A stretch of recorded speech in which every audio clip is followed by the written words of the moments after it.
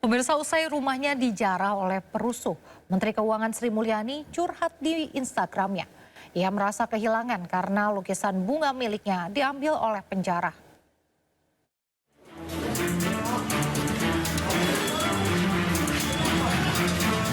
Penjarahan yang terjadi di rumah pribadinya di Jalan Mandar, Bintaro, Minggu dini hari membuat bekas luka bagi Menteri Keuangan Sri Mulyani Indrawati. Melalui akun media sosialnya, SM Indrawati, bendahara negara itu memposting gambaran luka penjarahan terhadap dirinya dengan mengabarkan hilangnya lukisan bunga karyanya sendiri akibat dicuri penjara berjaket merah. Sri Mulyani mengatakan lukisan bunga yang ia lukis sendiri 17 tahun lalu itu merupakan hasil dan simbol perenungannya serta kontemplasi diri. Lukisan yang dijarah pria berjaket merah itu ia sebut sangat pribadi layaknya rumah yang dijarah. Ia menganggap hilangnya lukisan karya pribadinya karena dijarah itu serupa dengan hilangnya perasaan aman, kepastian hukum, dan kemanusiaan yang adil dan beradab dari bumi Indonesia.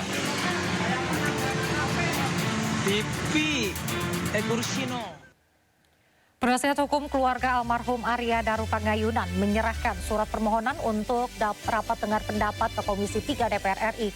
Keluarga yakin kematian Arya akibat pembunuhan berencana. Informasi usai jeda tetap di Sindo Malam.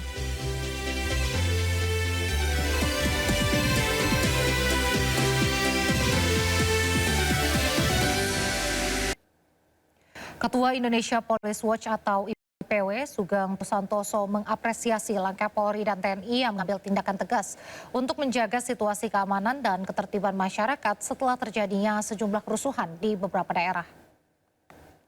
Anggota masyarakat juga ya, saya melihat sejak tanggal hari Kamis ya, Jumat, Sabtu, Minggu itu suasana yang cukup memprihatinkan ya. Ternyata di beberapa, selain Jakarta, beberapa tempat di Indonesia terjadi peristiwa-peristiwa kerusuhan. Setelah hari Sabtu ya, pernyataan Pak Kapolri didampingi dengan Panglima TNI menyatakan akan mengambil tindakan tegas. Saya melihat tensi daripada tindakan-tindakan kekerasan sampai sekarang menurun ya. Supaya kondisi keamanan dan ketertiban tetap terjaga, masyarakat yang menyampaikan aspirasi pendapat di muka umum boleh menyampaikan sekeras-kerasnya, ya mengkritik sekeras-kerasnya, tapi jangan kebablasan ya, karena yang kita serang juga itu milik pemerintah, milik. Menteri Hak Asasi Manusia Natalius Pigai meminta aparat penegak hukum tegas dalam membedakan antara pengunjuk rasa dan perusuh. Perlakuan hukum yang diberikan juga harus dibedakan antara perusuh yang melawan hukum dengan pendemo yang hanya menyampaikan aspirasi. Kami meminta kepada aparat penegak hukum untuk harus secara tegas dan jelas membedakan dan memisahkan para pengunjuk rasa dan perusuh. Itu harus tegas. Mana yang masuk kategori pengunjuk rasa dan mana yang masuk kategori perusuh. Pembeda ini penting karena hari ini kami mendapatkan informasi bahwa beberapa para demonstran maupun juga mereka yang perusuh sedang diamankan di institusi kepolisian. Treatment atau penegakan hukum juga harus. Sementara itu Komnas HAM mencatat ada 11 korban meninggal dunia akibat aksi demonstrasi yang terjadi akhir Agustus 2025. Korban berasal dari sejumlah wilayah yakni Jakarta, Makassar, Solo, Yogyakarta, dan Manokwari. Korban meninggal dunia, memang perkembangannya ada 11 ya, barusan tambah 1. Itu Afan Kurniawan, Jakarta. Kemudian Sarinawati Makassar, Saiful Akbar Makassar, M. Akbar Basri Makassar, Budi Haryadi Makassar, Rusma Diansyah Makassar, Sumari Solo, Reza Sendi Pratama Yogyakarta, Andika Lutfi Falah Jakarta, Iko Juliarto Junior Semarang, dan satu lagi Manokwari, tetapi identitasnya masih sedang dikumpulkan oleh Komnas. Pemirsa, anak Presiden ketiga Republik Indonesia B.J. Habibie, Ilham Akbar Habibie, hari ini diperiksa sebagai saksi kasus dugaan korupsi pengadaan iklan di Bank BJB. Selamat siang, Pak. Selamat siang, Pak Ilham. Ilham tiba di gedung KPK Jakarta sekitar pukul 1 siang tadi. Sebelumnya KPK memanggil Ilham Habibie untuk diperiksa pada Jumat 22 Agustus lalu. Namun ia tidak bisa hadir. KPK sebelumnya juga sempat mengungkap Ilham dipanggil untuk dimintai keterangan soal penjualan mobil kepada RK.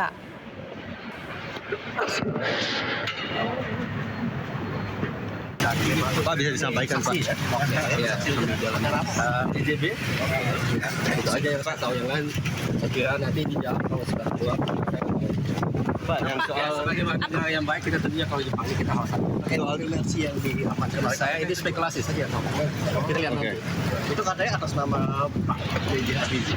Ya memang itu kan bangsa itu jualnya berapa miliar Pak? Saya akan jawab nanti. Gimana? Usai diperiksa sebagai tersangka kasus dugaan korupsi sertifikasi keselamatan dan kesehatan dan kerja atau K3, mantan Wamenaker Immanuel Ebenezer mengaku bersalah kepada penyidik. Bahkan menurut Noel, KPK juga menghormati pengakuan bersalahnya. Bang, diperiksa soal apa Pak hari ini Pak kalau boleh tahu Pak? Gimana? Diperiksa soal apa aja? Ya, soal pengembalian mobil ya, karena kita sangat kooperatif selalu dengan penyidik, karena kita juga mendukung apa yang dilakukan KPK dan saya juga mengaku salah. Dan mereka menghormati sikap saya yang gentle langsung mengakui kesalahan saya. Dan ini penyesalan dalam hidup saya kejadian ini.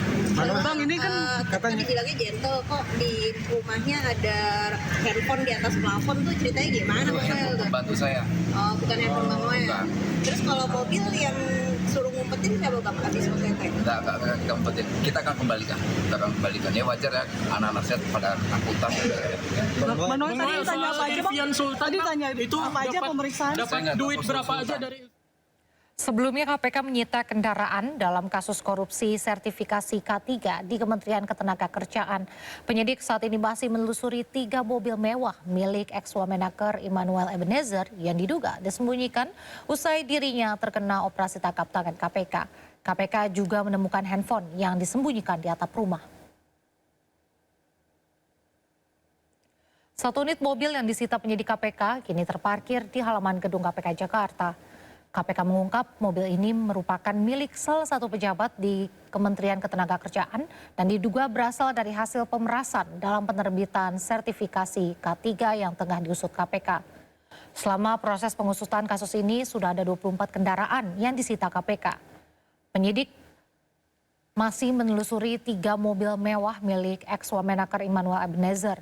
3 mobil mewah tersebut diduga dibawa kabur dari rumah dinas Immanuel Ebenezer usai dirinya terkena OTT KPK.